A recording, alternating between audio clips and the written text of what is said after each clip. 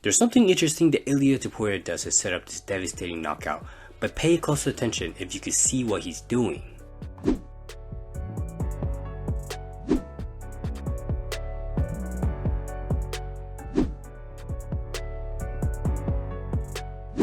If you didn't catch it, that's okay because I didn't quite catch it at first, but after studying his habits, it became clear to me.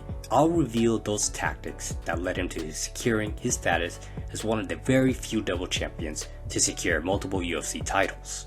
Here on this channel, I do a deep dive studying a lot of footage to analyze fighters' habits. Along the way, I discovered a lot of interesting habits and tactics that fighters use. For example, like the way that both Ilia Topuria and Justin Gaethje both like using a quick jab feint into a jab to set up their shot.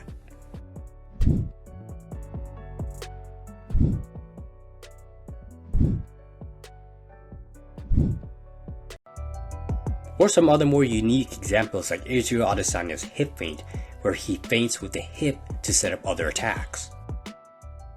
Or even tactics like TJ Dillashaw's takedown fake into an uppercut. Whatever the case, here on this channel, I like to discover interesting habits people don't normally discover, and I share them here, and it's always been a fascinating journey discovering the secrets behind the fighter's craft. When it comes to Ilia Topuria, I was really intrigued, especially with the level of chaos he's unleashed onto the MMA world. He didn't just win the featherweight title, he put to sleep one of the best champions in the featherweight division when he defeated Alexander Volkanovski.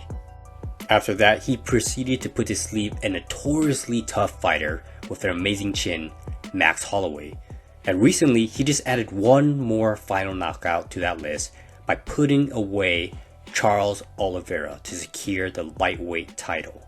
This sparked a very strong curiosity in me because I wanted to find out just exactly what is it about that craft, his craft, that makes him so effective. What are the very tactics and attributes that underpin his success?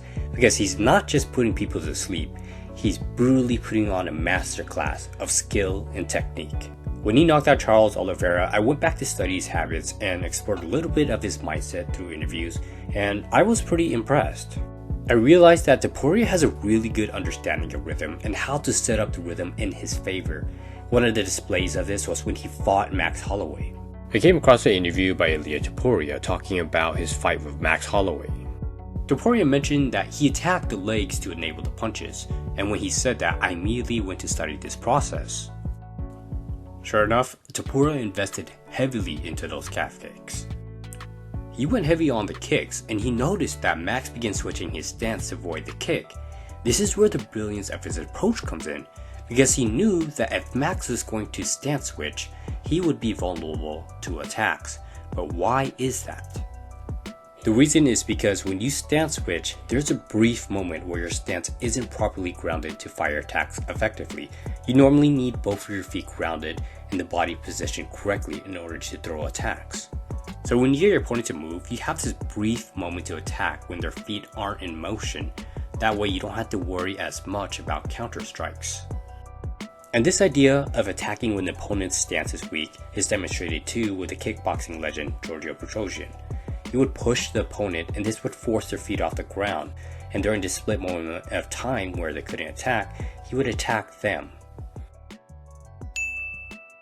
One of Topuria's signature habits is to use a slight level fake, and this actually complements his boxing because it enables his boxing. He actually does his level fake pretty often to set up other attacks, including his calf kick. Because he drops his level, it looks similar to the calf kick since they share the very similar moments of dropping the level just slightly. After slamming a lot of calf kicks, it set up Max to worry about those level change movements. So in this example, you'll see Topuria level change, and this prompts Max to start stance switching back. But as he does this, Topuria advances in with his boxing to land that clean shot right as Max's foot is elevated off the ground where he can't quite strike.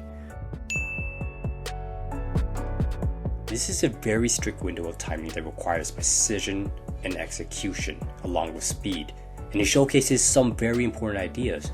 First, it shows how good Topuria is at establishing a rhythm to enable his attacks, and second, it shows how good he is at reading his opponent's habits. But this brings us back to the start of the video. How did Topuria set up his knockout against Charles Oliveira?